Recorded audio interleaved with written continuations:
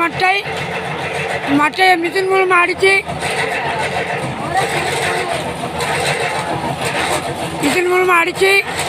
இதை இன்னொரு மிஷினுக்கு தூக்கி போட்டு காய வச்சு இது தும்பை நார் ஒரு மாதம் ஆச்சு எடுக்கன்னு சொல்லி அழகாக வேலை செய்கிறாங்க. மூணு பெண்கள் வேலை செய்து கொண்டு இருக்கிறார்கள்.